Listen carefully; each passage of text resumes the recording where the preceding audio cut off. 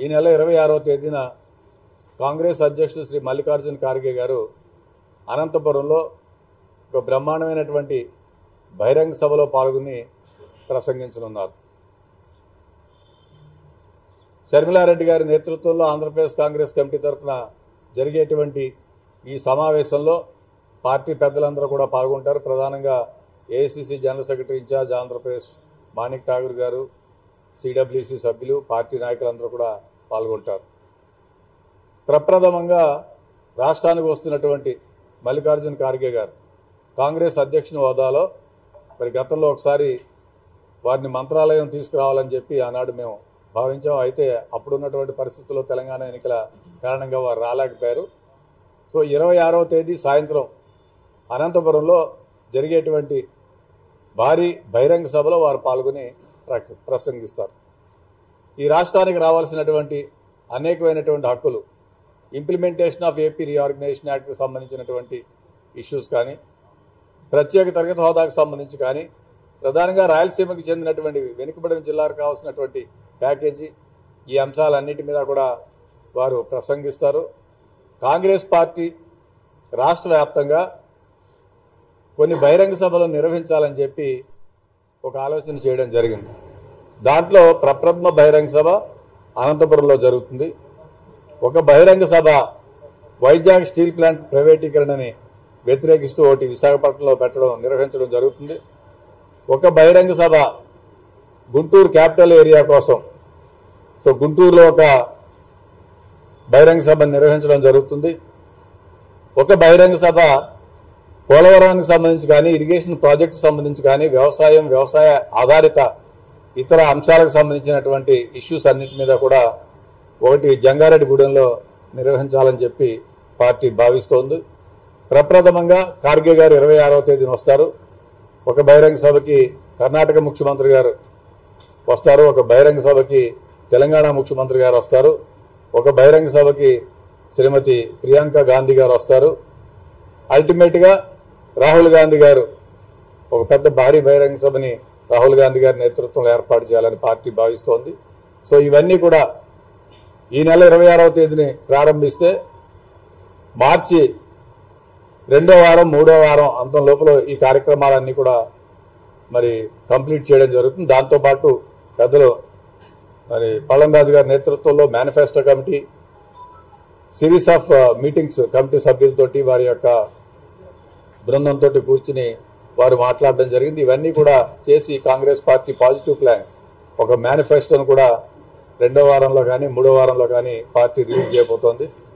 అదేవిధంగా కేంద్రానికి సంబంధించినటువంటి మేనిఫెస్టోకి సంబంధించినటువంటి సభ్యులు రాజు గారు వాళ్ళ బృందం కూడా జాతీయ స్థాయిలో కూడా ఒక మేనిఫెస్టోని తయారు చేస్తున్నారు. సో దీన్ని అన్నింటినీ కూడా సంకలనం చేసి కాంగ్రెస్ పార్టీ ఒక మంచి పాజిటివ్ ప్లాన్ని ఈ రాష్ట్ర ప్రజలకి ఇవ్వాలనేటువంటి ఆలోచనతో ఉంది. సో ఓవరాల్గా ఈ 2-3 వారాలు కూడా కాంగ్రెస్ పార్టీకి చాలా కీలకమైనటువంటివి. వచ్చేటువంటి శాసనసభ, పార్లమెంట్ ఎన్నికలను దృష్టిలో పెట్టుకుని పార్టీ యంత్రాంగాన్ని అన్నింటినీ కూడా గేరప్ చేయడంలో భాగంగా ఈ కార్యక్రమాలన్నీ కూడా నిర్వహిస్తున్నారు. షర్మిలారెడ్డి గారు పిసిసి ప్రెసిడెంట్ అయిన తర్వాత మరి గతంలో ఉన్నటువంటి పాత జిల్లాల ప్రకారం అన్ని జిల్లాలు కూడా వారి పర్యటన బ్రహ్మాండంగా సక్సెస్ అయింది.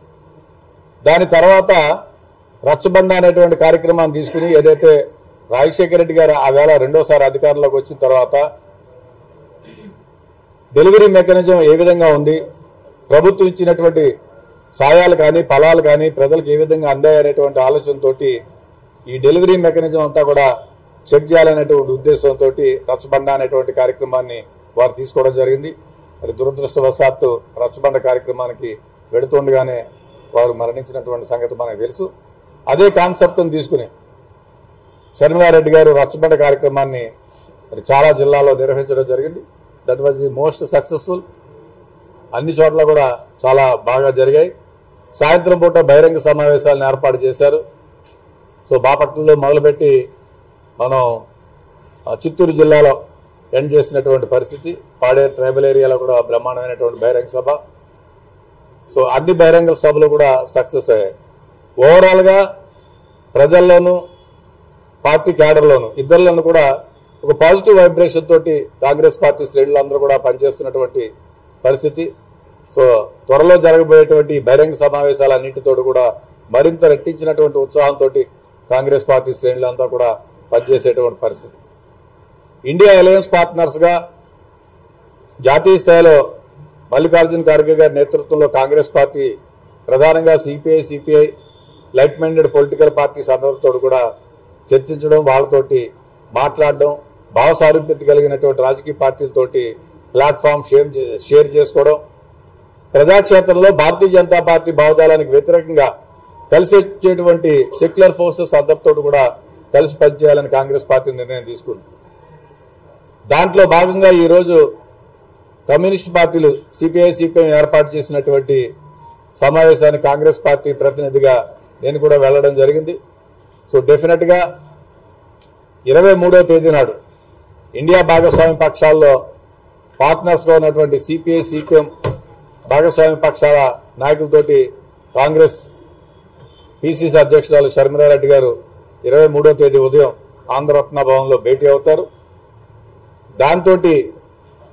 దాని తర్వాత ఫాలోఅప్ యాక్షన్ గా ఒక రౌండ్ టేబుల్ సమావేశాన్ని ఏర్పాటు చేయడం జరుగుతుంది.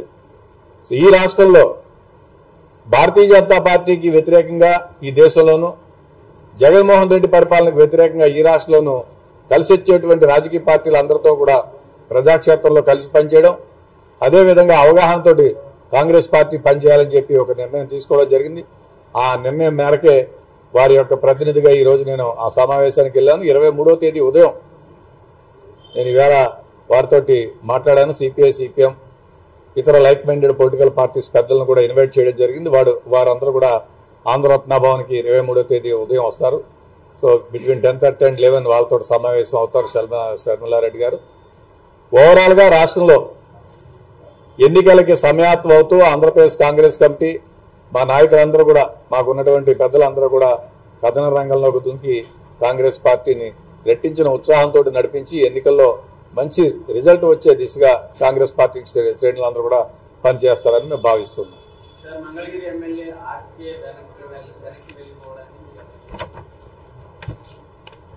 ఆర్కే గారు కాంగ్రెస్ పార్టీలోకి వచ్చినప్పుడు వాలంటరీగా స్వచ్ఛందంగా వచ్చారు. పార్టీ భావజాలం, పార్టీకి సంబంధించిన అంశాలు వాటిలన్నింటినీ దృష్టిలో పెట్టుకుని వారు కాంగ్రెస్ పార్టీలోకి వచ్చారు. సో వెళ్లిపోయేటప్పుడు మరి ఎందుకు వెళ్లిపోయారు అనేటువంటిది వారిని మీరు అడగవలసినటువంటి ప్రశ్నే. మేము కూడా అనుకున్నాం సుదీర్ఘకాలం ఉండి మాతో కలిసి పనిచేస్తారని చెప్పి. సో మరి అనుకోని విధంగా ఇందాకనే నాకు కూడా తెలిసింది వారు ఈవేళ వెళ్తున్నారని చెప్పి. So it is up to him, వారు దాని మీద క్లారిఫికేషన్ ఇస్తారు. కాంగ్రెస్ పార్టీ అనేటువంటిది సైద్ధాంతిక బలంతో పోరాటం చేసేటువంటి ఒక రాజకీయ పార్టీ. ఈ దేశంలో ఈ రాష్ట్రంలో అనేక మంది వస్తూ ఉంటారు, అనేక మంది వెళ్తూ ఉంటారు. బట్ కాంగ్రెస్ పార్టీ అనేటువంటిది సెక్యులర్ భావజాలు కలిగినటువంటి పార్టీ, సెక్యులర్ ఫోర్సెస్ తోటి కలిసి పనిచేసేటువంటి పార్టీ. ఆ నేపథ్యంలో కాంగ్రెస్ పార్టీలోకి ఎవరు వచ్చినా మేము స్వాగతిస్తాం. సో తప్పనిసరిగా కాంగ్రెస్ పార్టీలో సైద్ధాంతిక బలం ఉండి పోరాటం చేయగలిగే స్థాయి, ధైర్యం ఉన్న వాళ్లే దీంట్లో కొనసాగుతారు, లేని వాళ్ళు వెళ్ళిపోతారు.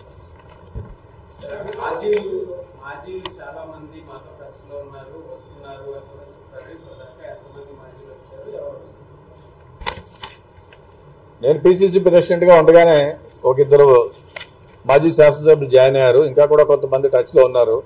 మొన్నటి వరకు రాజ్యసభ ఎన్నికలు ఉన్నాయని చెప్పేసి కొంతమంది అన్నారు. సో డెఫినెట్ గా పాజిటివ్ రిజల్ట్ ఉంటుందని నేను భావిస్తున్నాను. ఇంకా కొంతమంది టచ్ లో ఉన్నారు. వాళ్ళ సీట్లు, వాళ్ళ విషయాలు తేలిన తర్వాత వాళ్ళందరూ కూడా వస్తారు.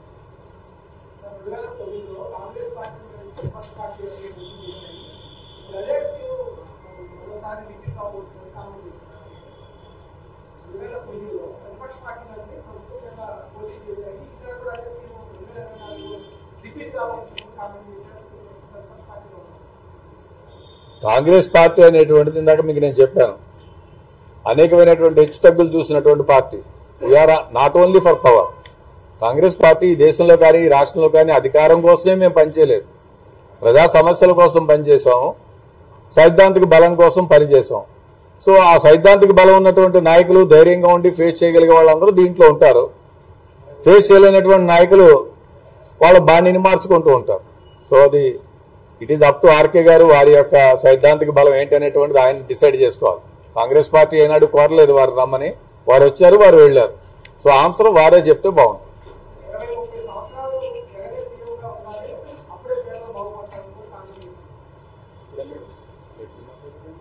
సో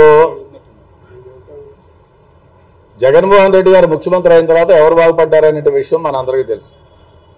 కార్పొరేట్లు బాగుపడినటువంటి సంగతి మనకు తెలుసు. రిలయన్స్ సంస్థకు చెందినటువంటి వ్యక్తి ఎవరైతే రాజశేఖర రెడ్డి గారి మరణానికి ప్రధానమైనటువంటి కారణం రిలయన్స్ సంస్థ అని చెప్పి ఆనాడు మా యువజన కాంగ్రెస్ రాష్ట్ర శాఖ అధ్యక్షుడు ఇతర నాయకులందరినీ కలిపి మెసేజ్లు పెట్టి కుర్రాళ్ళందరినీ రెచ్చగొట్టించి పెట్రోల్ పంపుల దగ్గర అక్కడ ధర్నాలు చేయించి అటాకులు చేయించి కేసులు పెట్టిస్తే ఎంతో ఇబ్బందులు పడినటువంటి వాళ్ళు. అటువంటి వ్యక్తిని తీసుకుని వచ్చి వాళ్ల సింబల్ మీద వాళ్ల పార్టీ నుంచి ఇక్కడ రాజ్యసభ పంపినటువంటి వ్యక్తి జగన్మోహన్ రెడ్డి గారు. సో జగన్మోహన్ రెడ్డి గారి పార్టీ గురించి కానీ జగన్మోహన్ రెడ్డి గారి లీడర్షిప్ గురించి కానీ పేదలకి లాభం చేసిందని ఈ రాష్ట్రంలో ఎవరు భావించటం లేదు. ప్రజాస్వామ్యంలో ప్రజలు పాలన కోరుకుంటారు, ప్రజాప్రతినిధులు గౌరవం కోరుకుంటారు. రాజ్యాంగం మనకి ఇచ్చినటువంటి స్ఫూర్తి, రాజ్యాంగం మనకి ఇచ్చినటువంటి హక్కులు ఏంటంటే ఎమ్మెల్యేకి ఎమ్మెల్యే గౌరవం, ఎంపీకి ఎంపీ గౌరవం, ఎంపీటీసీకి ఎంపీటీసీ గౌరవం, సర్పంచ్కి సర్పంచ్ గౌరవం. అన్నిటినీ కాలరాసినటువంటి వ్యవస్థలన్నింటినీ కాలరాసినటువంటి వ్యక్తి జగన్మోహన్ రెడ్డి. స్థానిక సంస్థలకి భారత రాజ్యాంగం 73, 74 రాజ్యాంగ సవరణ ప్రకారం రావాల్సినటువంటి నిధులు కానీ విధులు కానీ ఏమీ లేనటువంటి పరిస్థితి. కనీసం శానిటేషన్ కూడా చేయలేని పరిస్థితిలో సర్పంచ్లు ఉన్నారు. ఆ విధంగా లోకల్ బాడీస్ అన్నింటినీ కూడా డ్యామేజ్ చేసినటువంటి పరిస్థితి. సరే, ఇప్పుడు మనం చూస్తున్నాం ఎమ్మెల్యేల పరిస్థితి ఏంటి, ఎంపీల పరిస్థితి ఏంటి, కేబినెట్ పరిస్థితి ఏంటి. కేబినెట్ అనేటువంటిది it is the collective form of the government. దాన్ని కూడా పక్కన పెట్టినటువంటి పరిస్థితి. సో ఈ నేపథ్యంలో వ్యవస్థల గురించి, సమాజం గురించి, పేదల గురించి జగన్మోహన్ రెడ్డి గారు కానీ వారి పార్టీ వాళ్ళు కానీ మాట్లాడితే అది దెయ్యాలు వేదాలు వల్లించినట్టు.